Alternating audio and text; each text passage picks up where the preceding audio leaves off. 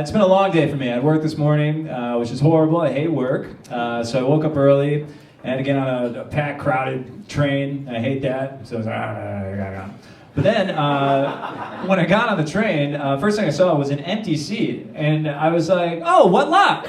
No one on this packed, crowded train thought to sit here. Which of course is not the case. Everybody thought to sit here, but something horrible happened here. So everyone decided we're not going to sit there, right? But I was having such like an optimistic morning, I forgot that you're supposed to be suspicious of everything, right? So I saw the empty seat and I was like, oh, I'm the luckiest boy in New York. And then I sat down and immediately I knew it was wrong. I was like, oh, that feels sticky and wet. And then it started to feel really sticky and wet, and then I stood up, and then I started to doubt it. I was like, was that sticky and wet? And then I touched it. Like, I don't know why I stood to gain here. Just like, oh, is that sticky and wet? Oh no, it's just a good thing. Oh, it's my inheritance this whole time. All sticky and wet, right? So now it's all over my hand, and I'm just like, oh, I have ruined my life. Right? And this guy from across the train, he catches all of this, and he wants to like put my mind at ease. So he's just like, oh yeah. Some like crazy lady was like spitting all over that on the floor. That's what he said to make me feel better. Like, oh, good. I thought it was something horrible, like someone spilled a Sprite or something, but it's just the inside of a crazy lady. I'll touch it again. I can go to work now. So I was like, I can't go to work like this. I've ruined my life. I got to call out of work. So I texted my boss. I'm like, I can't come. And he's like, what are you, sick? I'm like, soon. Not yet, but it's coming.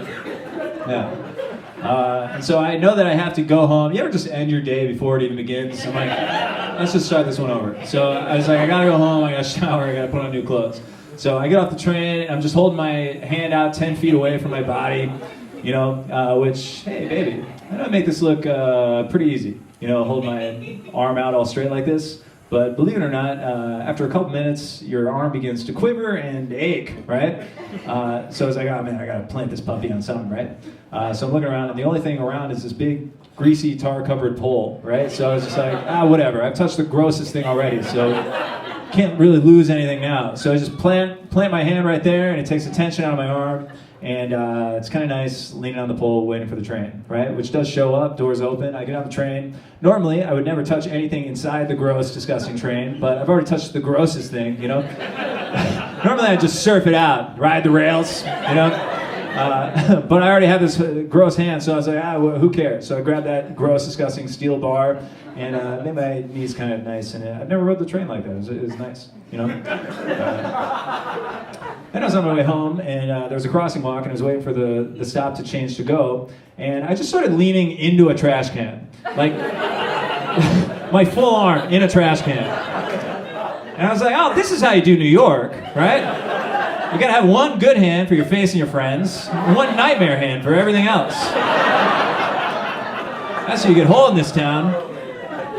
I actually had the thought, oh, thank God for that crazy lady who spit all over the train. Or I wouldn't know this great new way to live my life, right? It's just such a New York thought to have. You know, oh, good. That was a good thing. You know, like, I feel like that's what we're all doing. We're all sitting in a sticky seat and we're like, this is the greatest city in the world, right? That's why I moved here, because 8 million people lied to me, right? Like, this is the greatest city in the world. Yeah. If this was the greatest city in the world, they wouldn't have to remind you on the bus that it's a felony to assault the driver. They would just trust you not to do that.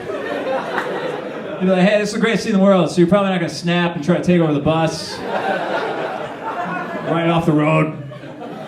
That doesn't happen in the greatest city in the world.